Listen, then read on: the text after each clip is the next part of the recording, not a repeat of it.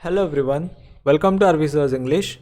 So students, in this video we will be seeing 10th standard semi-English lesson, a lesson in life from a beggar. तर मित्रांनो, या व्हिडिओमध्ये आपण a lesson in life from a beggar हा lesson बघूया. Let's get started. Meena is a good friend of mine. She is an LIC officer earning a good salary. आता writer इथे म्हणतात, रायटर या म्हणजे लेखिका आहेत, फिमेल आहेत, त्या म्हणतात की Meena is a good friend of mine. Meena माझी एक चांगली मैत्रीण आहे. She is an LIC officer, आणि ती एक LIC ऑफिसर आहे. अर्निंग अ गुड सॅलरी, आणि तिला सॅलरीसुद्धा चांगली आहे. But there was always something strange about her. पण तिच्या बाबतीत नेहमी एक काहीतरी विचित्र असायचं. She was forever unhappy. ती नेहमी नाखुश किंवा अनहॅपी जी आहे ती असायची. Whenever I met her I would start to feel depress. आणि जेव्हा कधी मी तिला भेटायची तेव्हा मी सुद्धा डिप्रेस्ड म्हणजे निराश फील करू लागायची. मला सुद्धा निराशा वाटायची. It was as though her gloom and cynicism had a weight of spreading to others. हे जणू काही असं होतं की तिचा जो ग्लूम होता, ग्लूम म्हणजे फिलिंग ऑफ सॅडनेस, आणि सायनिसिझम म्हणजे अ डिस्ट्रेसफुल ॲटिट्यूड म्हणजे एक प्रकारे निराशावादी दृष्टिकोन, had a weight of spreading to others. तो दुसऱ्यांनासुद्धा त्याची लागण व्हायची. त्यामुळे तिला भेटलं की निराश झाल्यासारखं वाटायचं. She never had anything positive to say on any subject or about any person. ती कधीच दुसऱ्या कुठल्याही म्हणजे कोणत्याही सब्जेक्टवर किंवा कोणत्याही पर्सनबद्दल पॉझिटिव्ह बोलायची नाही. For instance I might say to her. मग एक एक्झाम्पल द्यायचं झालं, समजा मी तिला म्हटलं, Meena did you know Rakesh has come first in his school. Meena, तुला माहिती आहे का, राकेश त्याच्या शाळेमधून पहिला आला. Meena's immediate response would be to belittle the achievement. तेव्हा मीना इमिडिएटली रिस्पॉन्स करायची त्याच्यावर, पण तिचा जो रिस्पॉन्स असायचा तो असा असायचा की ती जी अचिव्हमेंट आहे, त्याने जे मिळवलेलं आहे त्या व्यक्तीने, त्याला ती छोटा करायचा प्रयत्न करायची. ती म्हणायची, naturally his father is a school teacher, she would say. Naturally, नक्कीच त्याचे वडील एक स्कूल टीचर आहे, त्यामुळे नक्कीच त्याला चांगले मार्क मिळत असणार, त्यात काही मोठी गोष्ट नाही, असा मीनाचा रिप्लाय असायचा.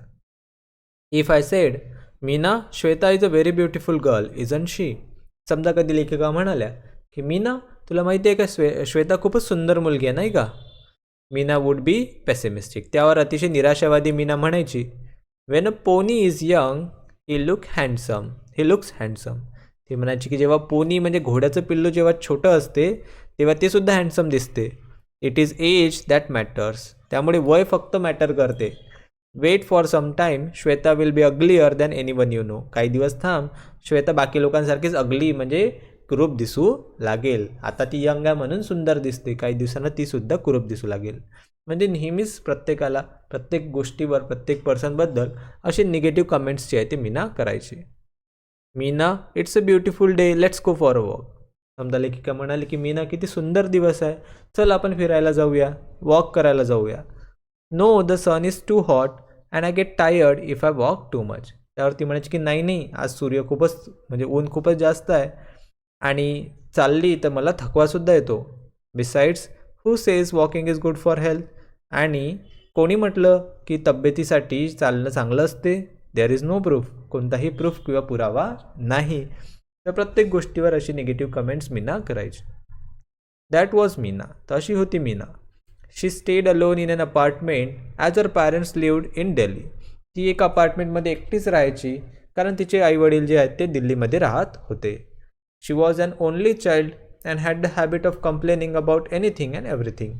ती एकुलती एक मुलगी होती, आणि त्यामुळे तिला ही सवय पडलेली होती की ती प्रत्येक गोष्टीच्या बाबतीत आणि म्हणजे सर्व गोष्टींच्या बाबतीत जी आहे ती नेहमी कंप्लेंट करायची, तक्रार करायची. Naturally she wasn't a very pleasant company. आता नक्कीच ती काही फार चांगले प्लीजंट कंपनी नव्हती, म्हणजे फार चांगली सोबत नव्हती. And nobody wanted to visit her. आणि त्यामुळे कोणी तिला विजिटसुद्धा करायचं नाही, तिला भेटायचंसुद्धा नाही. Then one day Meena was transferred to Bombay and soon we all forget about her. आणि त्यानंतर एक दिवस मीनाचं ट्रान्सफर बॉम्बे म्हणजे मुंबईला झालं, आणि लवकरच आम्ही सर्व तिच्याबद्दल विसरून गेलो. Many years later I found myself caught in the rain at Bombay's Flora Fountain. बरेच वर्षानंतर एक दिवस लेखिका ज्या त्या बॉम्बेज फ्लोरा फाउंटेन इथे अडकल्या कारण पाऊस जोराचा चालू होता. It was pouring and I didn't have an umbrella. खूप जोराचा पाऊस सुरू होता आणि लेखिका यांच्याकडे अम्ब्रेला म्हणजे छत्रीसुद्धा नव्हती. I was standing near Akbarallys, a popular departmental store.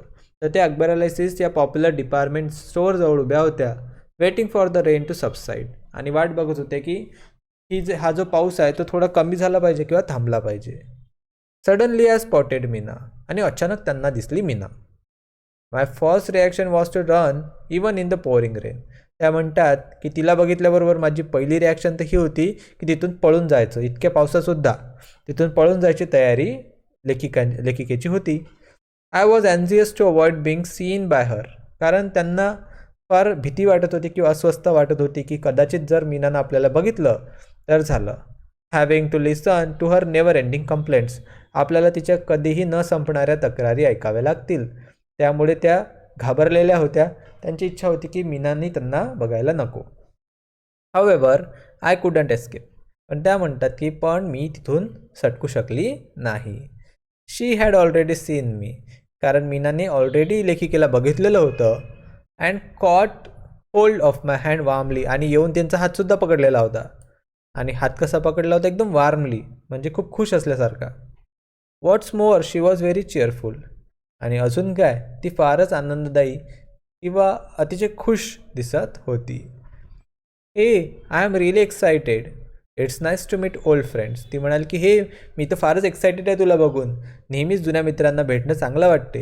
What are you doing here. तू इथे काय करतेस? I explain that I was in Bombay on an official work. मग लेखिकेने एक्सप्लेन केलं की त्या बॉम्बेमध्ये काही ऑफिसच्या कामानिमित्त आलेल्या आहेत. Then stay with me tonight, she said. मग अगं तू असं कर, आज रात्री माझ्याबरोबरच थांब. लेट्स चॅट, आपण गप्पा मारूया. Do you know that old friends and memories are precious and rare. तुला माहिती आहे का, जुने मित्र आणि जुन्या आठवणी या नेहमीच प्रेशियस आणि रेअर असतात, म्हणजे मौल्यवान आणि दुर्मिळ असतात. I couldn't believe it. Was this really Meena. लेखिका म्हणतात की माझा तर स्वतःवर विश्वासच बसत नव्हता. ही खरंच मीना होती का? I pinched myself hard to be sure it wasn't a dream. त्या म्हणतात की मी जोराचा स्वतःला चिमटा काढला की मला खात्री करून घ्यायची होती की हे स्वप्न तर नाही आहे आणि मीनाही आणि ही इतकी बदललेली. But Meena was really standing there. पण मीना नक्कीच तिथे उभी होती, right in front of me, squeezing my hand, smiling and yes she did look happy. तर मीना लेखिकेचा हात धरून अतिशय वार्मली, अतिशय उत्स्फूर्तपणे लेखिकेचा हात धरून तिथे उभी होती, हसत होती आणि हो आज ती खुशसुद्धा दिसत होती. In the 3 years she had been in Bangalore. लेखिका म्हणतात की ती 3 वर्ष बँगलोरमध्ये होती Meena. I had never once seen her smiling like that. आणि लेखिकेने तिला कधीही इतकं हसताना, इतकं खुश कधीही बघितलेलं नव्हतं. A few strands of grey in her hair reminded me that years had pass. म्हणते की तिच्या डोक्यांमधले काही जे थोडे बहुत पांढरे केस होते ते बघून लेखिकेला लक्षात आलं की मध्ये बरेच वर्ष निघून गेलेले आहेत. There were a few wrinkles in her face. त्या चेहऱ्यावर सुद्धा काही रिंकल्स म्हणजे सुरकुत्या पडलेल्या होत्या. But the truth was she looked more attractive than ever before. पण सत्य तर असं होतं की मीना आज नेहमीपेक्षा जास्तच अट्रॅक्टिव्ह, म्हणजे सर्वोत्तम सुंदर किंवा आकर्षक जी आहे ती दिसत होती. Finally I manage to say. मग फायनली लेखिका म्हणाल्याच, no Meena, I can't stay with you tonight. नाही मीना, आज रात्री तर काही मी तुझ्याबरोबर थांबू शकणार नाही. I have to attend a dinner. मला एक डिनर अटेंड करायसाठी जायचं आहे. Give me your card and I will keep in touch with you. I promise. लेखिका म्हणाल्या की मला तुझं कार्ड दे, मी तुझ्या संपर्कामध्ये राहील, मी प्रॉमिस करते. For a moment Meena look disappointed. आता थोड्या वेळासाठी मीना निराश झाली, नाराज झाली. Let's go and have T at least, शी इन्सिस्टेड. पण इन्सिस्ट करत म्हणाली का कसं ठीक आहे, पण ॲटलिस्ट आपण जाऊन चहा तरी घेऊया सोबत. But Meena it's pouring. लेखिका म्हणली अगं पण मीना बाहेर पाऊस पडतोय, जाणार कसं? So what, we will buy an umbrella and then go to the Grand Hotel, she said. ती म्हणाली की अगं मग काय झालं, आपण एखादी छत्री विकत घेऊया आणि ग्रँड हॉटेलमध्ये चहा प्यायला जाऊया. We won't get a taxi in this rain, I grumbled. तरीही लेखिका कुरकुर करत म्हणाले की अगं पण आपल्याला टॅक्सीसुद्धा मिळणार नाही. So what, we will walk. Meena म्हणाली की मग काय, आपण चालत जाऊ. I was very surprised. आता लेखिका फारच आश्चर्य वाटत होतं त्यांना.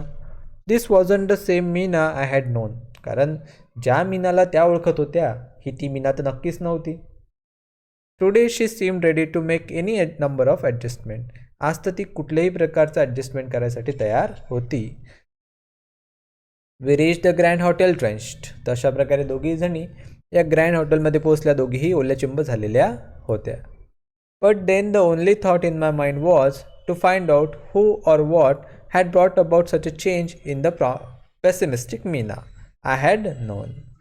पण आता लेखिकेच्या डोक्यामध्ये फक्त एकच प्रश्न होता किंवा त्यांना एकच गोष्ट जाणून घ्यायची होती की कोणी किंवा कशामुळे या अतिशय निराशावादी अशा मीनाच्या आयुष्यामध्ये बदल घडवून आणला किंवा तिला पूर्णपणे बदलून टाकलं. I was quite curious. त्या लेखिका ज्या आहेत त्या थोड्या क्युरियस होत्या. क्युरियस म्हणजे काय, उत्सुक होत्या, त्यांना जाणून घ्यायचं होतं. Tell me Meena, is there a prince charming who has manage to change you so. त्या लेखिका म्हणाल्या की खरं सांग मीना, कोणी प्रिन्स चार्मिंग तुझ्या आयुष्यात आला आहे का ज्याने तुला बदललं? म्हणजे कोणी मुलगा आलेला आहे का तुझ्या आयुष्यात की ज्याने तुला इतकं बदललं? Meena was surprise by my question. आता मीनाला फारच आश्चर्य वाटलं माझ्या प्रश्नाने, म्हणजे लेखिकेच्या प्रश्नाने.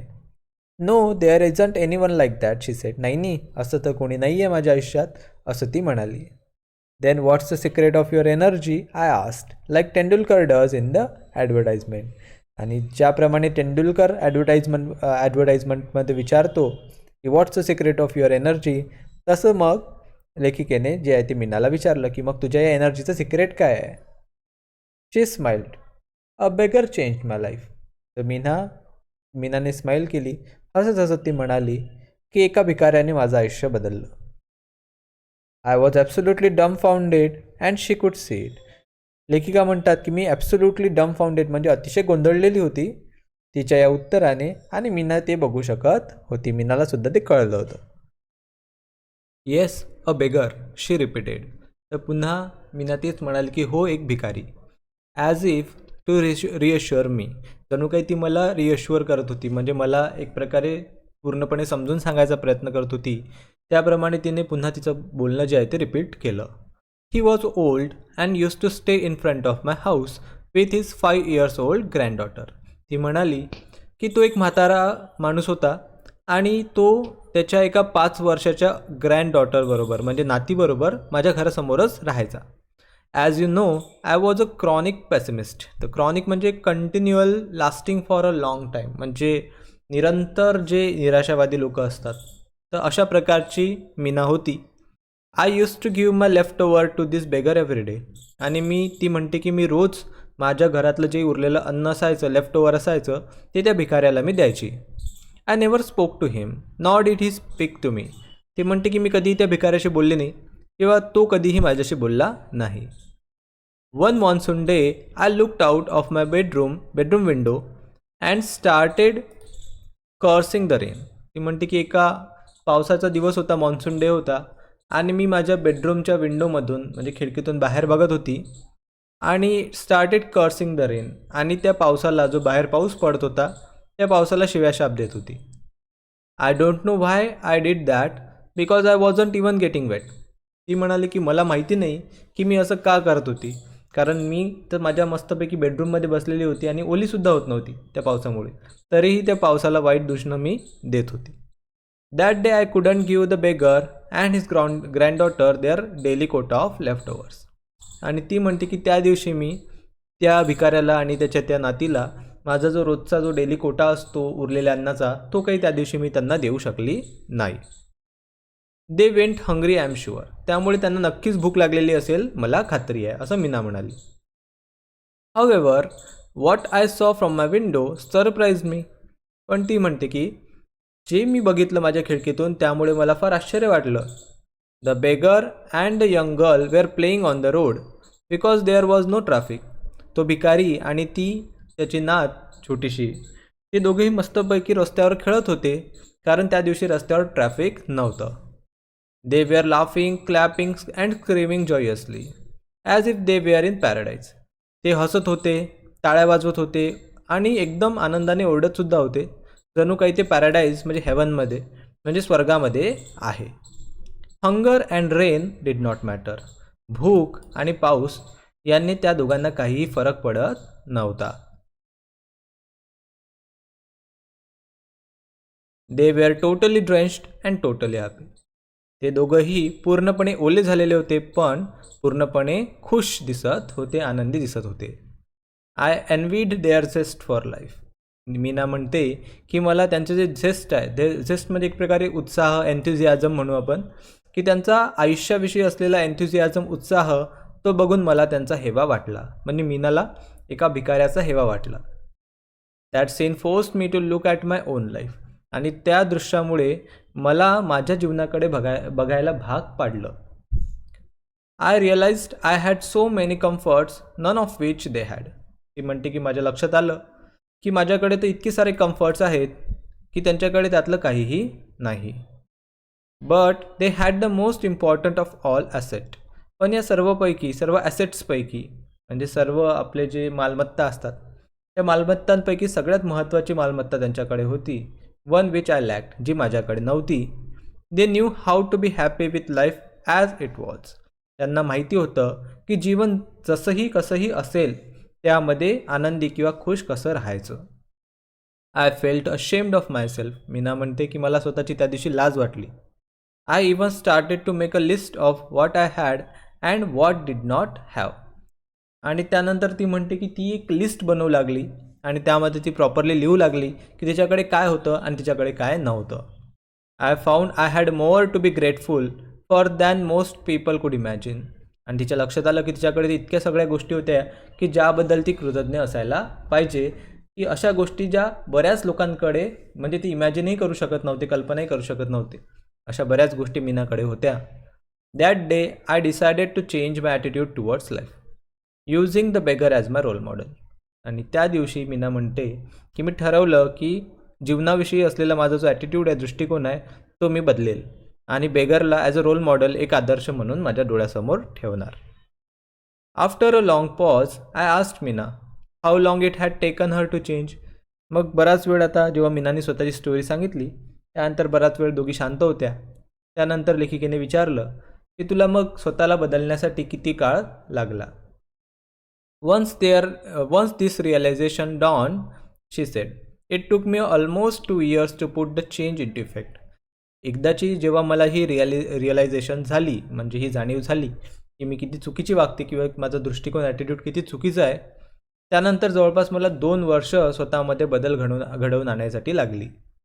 Now nothing matters. आणि ती म्हणते की आता कशानेही फरक पडत नाही. I am always happy.